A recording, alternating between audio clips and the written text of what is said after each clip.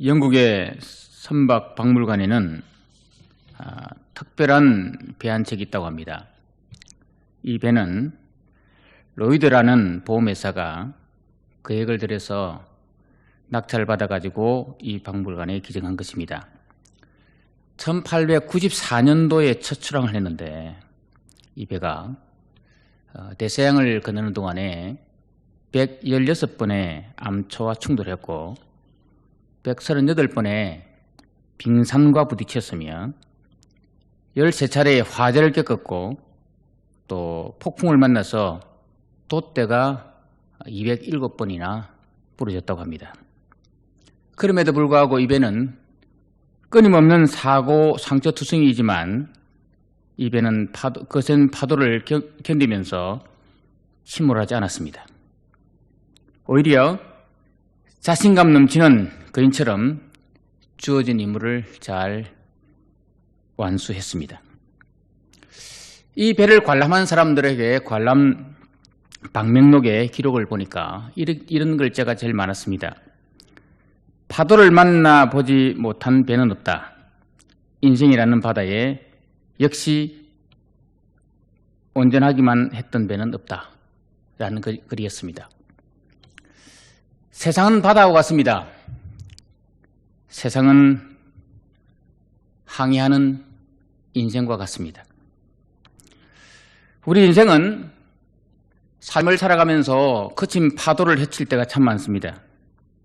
지금 이 시간도 우리는 우리 부산과 또 우리나라 전역에 특별히 대구에는 전 세계적으로 전례를 겪을 수 없는 그런 바이러스로 인해서 풍랑을 만나고 있습니다. 사실 무섭습니다. 두렵습니다. 그러나 우리는 무섭고 두렵다고 해서 거기에 머물러 있어서는 안 됩니다. 오히려 당당히 이 바이러스와 싸워 맞서야 된다라고 하는 것입니다. 사람은 누구나 다 순풍에 돛단 듯 인생을 살아가기를 원합니다. 그러나 세상은 정말 무정합니다. 공평하지 않습니다. 우리의 바람을 아예 꺾어버립니다. 파도를 만나서. 그런데 어떤 지역은 더 많은 파도를 만나고 어떤 지역은 좀 나은 것도 있습니다만은 그러나 파도와 풍랑을 만나는 것은 매일 마찬가지입니다. 그러나 그런 파도와 풍랑을 만날 때 우리 인생은 그러면 접어야 되느냐? 아닙니다. 우리 인생은 그런 파도 가운데서도 당당히 맞서 싸워야 한다라고 하는 것입니다. 오늘 본문의 말씀은 우리가 인생 파도를 만났을 때 어떻게 해야 될 것인가에 대해서 분명히 말씀해 주고 있는 말씀입니다. 본문은 이스라엘 백성들이 홍해를 건너고 난 다음에 광야를 지나는데 수르 광야를 접었습니다. 수르 광야를 3일 걸어갔는데도 불구하고 그들에게는 마실 물이 없었습니다. 떼약볕만 있었습니다. 그들에게 쫓아오는 적들도 있었습니다. 이런 광야, 이런 풍랑 속에서 이스라엘 백성들이 또 모세가 해야 될 일이 뭐였겠습니까? 하나님은 왜 이스라엘 백성들에게 출애굽시키고는 이런 광야를 허락했을까요? 왜 우리 인생들에게 하나님께서 풍랑을 만나겠을까요? 왜 우리 교회들이 예배도 정상적으로 드리지 못하는 이런 슬픈 현실을 만나게 했을까요? 분명히 거기에는 하나님의 또 다른 계획하심이 있는 줄 믿습니다.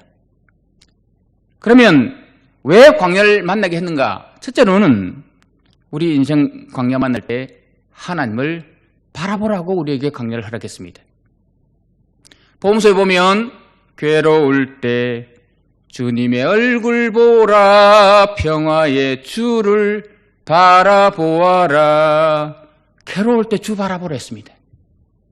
슬플 때 주님 바라보라 했습니다. 광야는 주님 만나는 곳입니다. 홍해 사건 이후에 이스라엘 백성들이 그렇게 덥고 목마르고 쫓기는 인생 살았지만 그렇지만 그 광야 속에서 하나님이 그들에게 원했었던 게 있다면 그것은 바로 하나님을 만나라, 하나님을 바라보라 라고 하는 것이었습니다.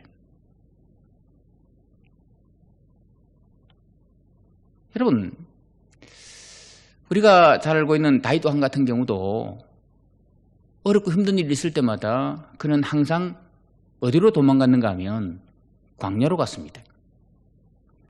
이스라엘 예루살렘에서는요,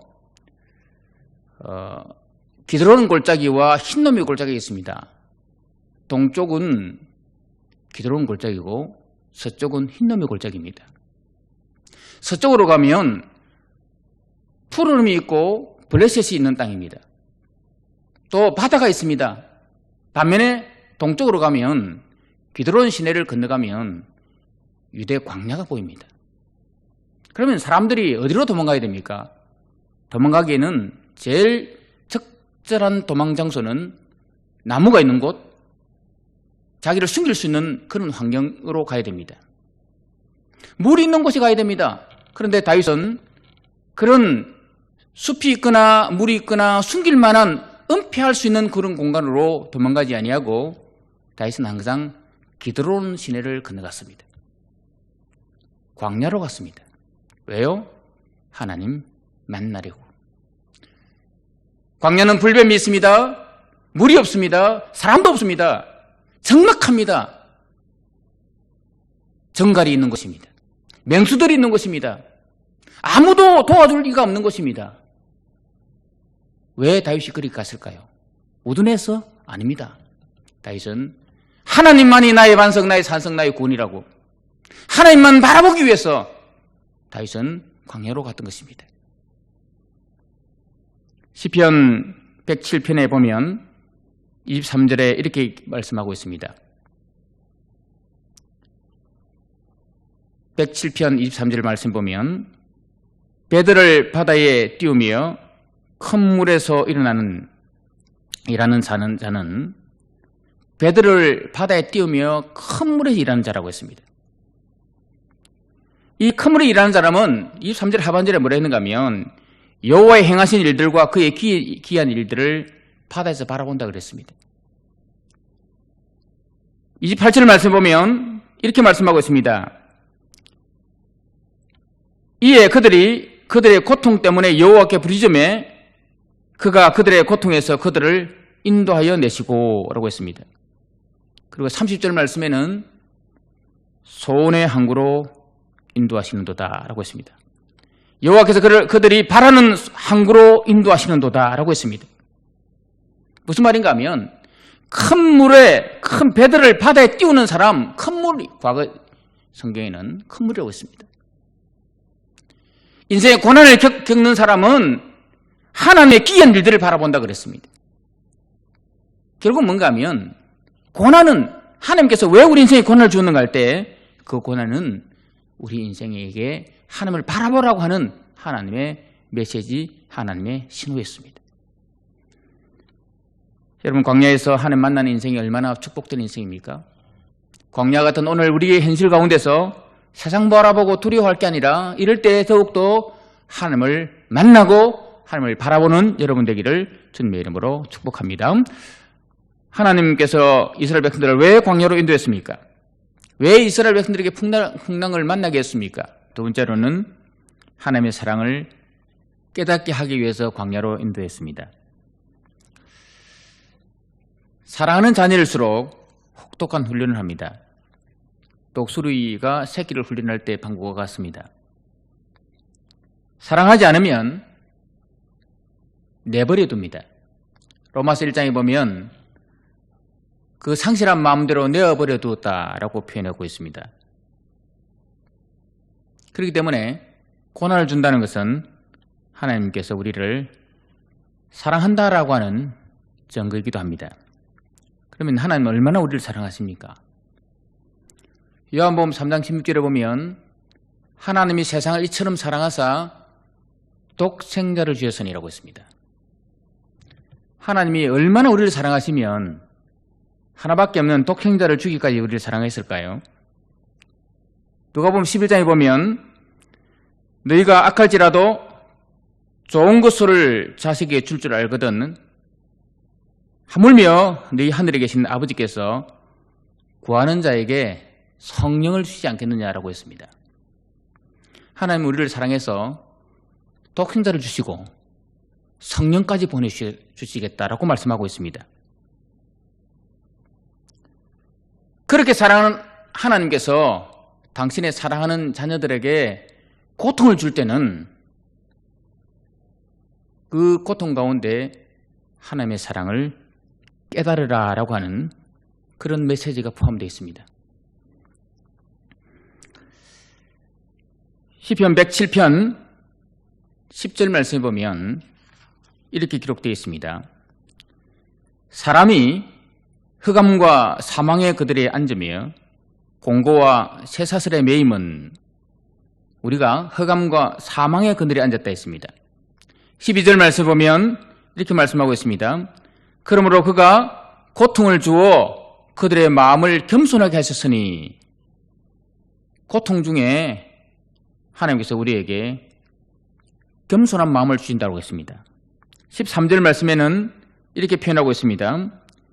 이에 그들이 그 환난 중에 여호와께 부르짖으매 그들의 고통에서 구원하시되 14절에는 흑암과 사망의 그늘에서 인도하여 내시고 그들의 얽어맨 줄을 끊으셨도다.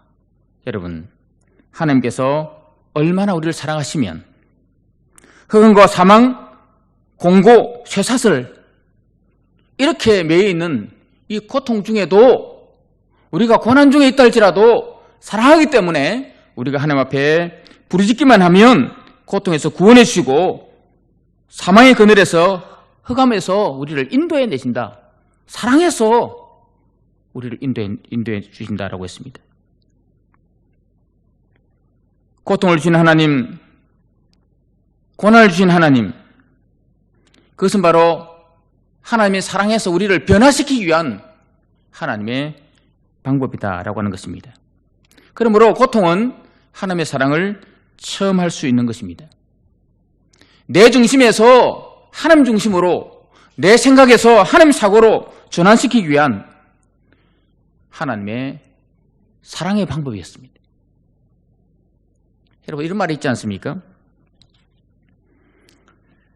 딸 셋을 키워봐야 엄마의 마음을 안다고. 딸 셋을 키워보면 너무 힘들 때, 그때 부르짖는 말이 엄마라고 할 때 비로소 엄마가 얼마나 나를 사랑했는지 그것을 안다고 하지 않습니까? 자녀 셋을 키워보다 보면 힘들 때 엄마의 사랑을 알고 있듯이 우리 인생이 힘들고 괴로울 때 바로 하나님이 얼마나 우리를 사랑했는지, 모나고 강팍한 심령인 우리들이 하나님을 떠나도, 하나님을 배반해도, 하나님을 얼마나 마음 아프게 해도 여전히 찾아오셔서 우리를 품어주시는 하나님, 고통 중에 있을 때 그때 비로소 우리는 그 하나님의 사랑을 깨닫게 되는 거 아니겠습니까? 사랑하는 성도 여러분, 우리는 고난 중에 있을 때 하나님의 사랑을 깨달아야 됩니다. 깨닫고 그냥 가만히 있는 게 아니라 우리의 삶이 주님을 향해서 더 닮아가는 삶으로 변화되어 가야 된다는 거예요. 이번 기회에 우리의 삶에 좀 더 나은 성숙한 변화가 있기를, 고통이 오히려 절망이 아니라 이 고통이 오히려 내 인생에 변화를 주고 내 중심의 사고가 하나님 중심의 사고로, 내 생각에서 하나님 말씀 중심으로 변화되는, 그래서 성숙한 삶으로 변화되는 그런 승화시키는 그런 기회로 삼기를 주님의 이름으로 축복합니다. 세 번째로는 왜 하나님께서 우리에게 고난을 주십니까? 하나님 만나고 하나님의 사랑을 깨닫고 이제 세 번째는 맞서 싸워 이기라고 우리에게 고난을 주십니다. 우리가 읽었던 이 본문 25절 말씀 보면 이스라엘 백성들이 마라의 선물 앞에서 힘들어할 때 모세는 하나님 앞에 기도합니다. 고난 앞에서 맞서 싸우라는 겁니다. 고난 앞에서 기도하라는 겁니다. 출애굽기 17장 말씀에 보면 이렇게 기록되어 있습니다. 17장 11절 말씀해 보십시오.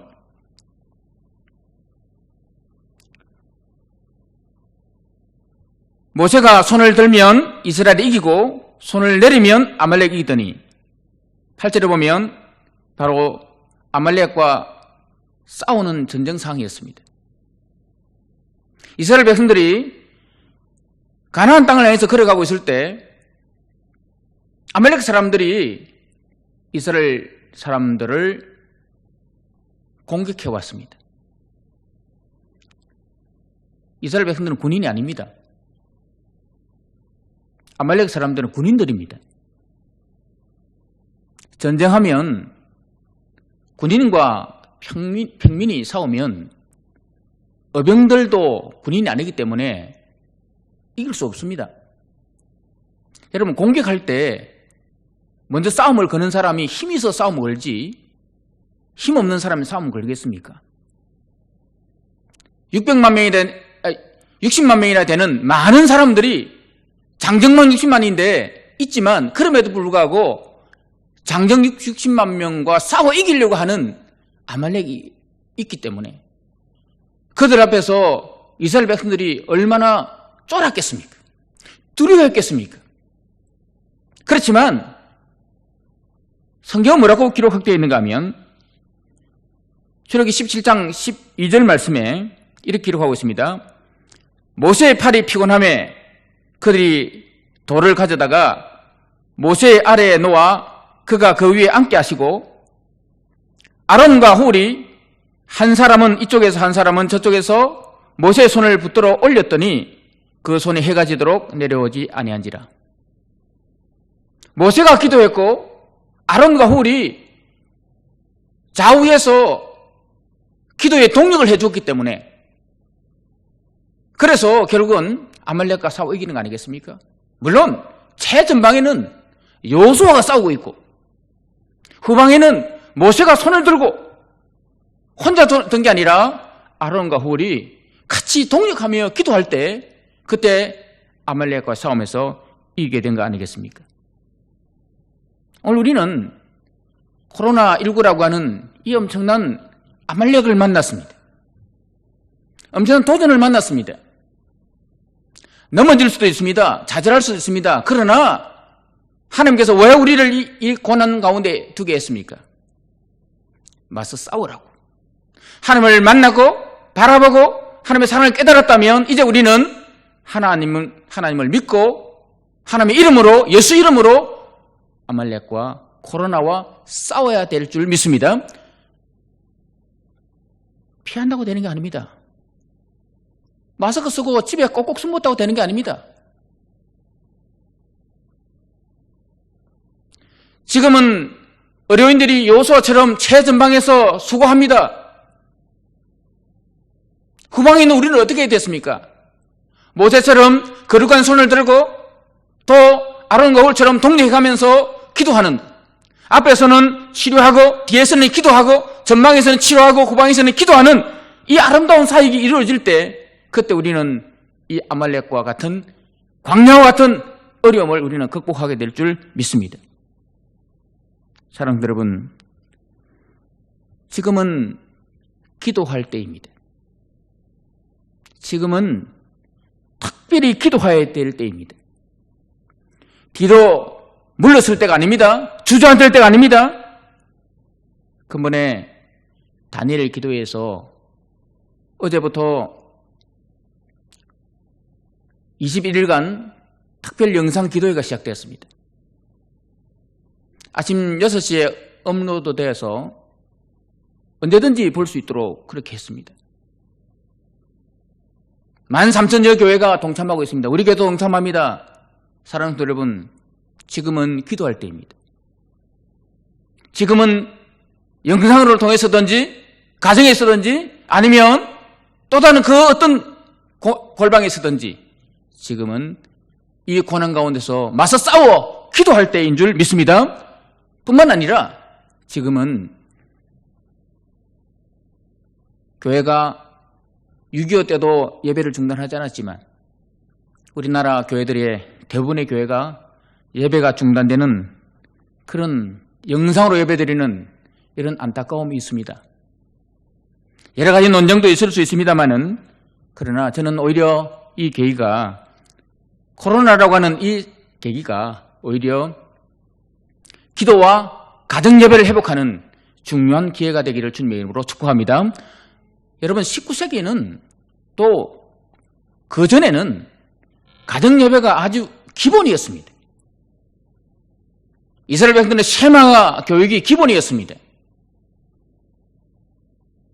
아침에 기도하는 것, 새벽 기도하는 것, 저녁에 돌아와서 일하고 돌아와서 가족 식구들이 한 자리에 모여서 사철의 봄바람 불어있고 하나님 아버지 모신 가정이라고 노래하면서 하나님 앞에 예배하는 것, 얼마나 아름다운 신앙이었습니까?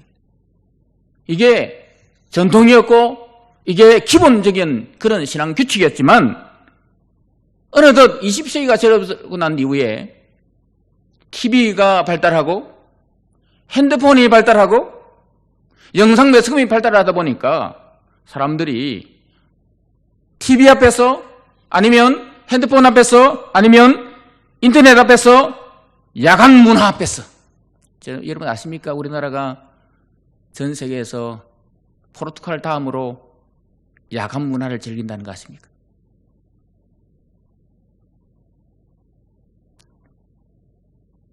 여러분, 이 코로나라고 하는 이 환경 가운데서도 지금 여전히 야간 문화가 발달되어 있지 않습니까? 그러다 보니까 가정 예배가 사라져버리고 기도가 사라져버렸습니다. 여러분, 중요한 통계가 나왔습니다. 가정에서 가정 예배를 드리고 인성교육을 하고 또 신앙 형성을 도와주었던 3살 버릇 8까지 간다는 말이 있지 않습니까?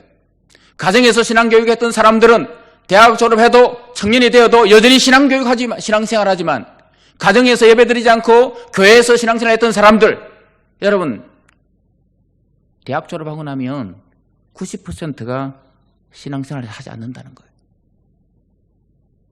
중고등부 학생들, 청년들, 그렇게 대학부 학생들 그렇게 훈련시켜도 대학 졸업하고 나면 19명은 세상으로 가버리고 1명만 신앙생활 한다는 거예요. 그러나 여러분, 가정 예배가 살아있고 기도가 살아있고 가정 문화가 살아있고 기독교 문화가 살아있는 가정은 어떤 풍파가 온다 할지라도 흔들리지 않는다는 거예요. 우리는 영상으로 예배드리는 이런 안타까운 현실을 접했지만, 그러나 오히려 이 기회가 가정에서 부모가, 아빠가 아니면 엄마가 가정의 제사장이 되어서 영상으로 같이, 이 영상을 보면서 같이 예배드리는, 그래서 가정 예배 회복의 공동체를 만들어 간다면 오히려 이것이 전화위복이 되는 줄 믿습니다. 사랑하는 성도 여러분, 조금만 더 견디면 됩니다.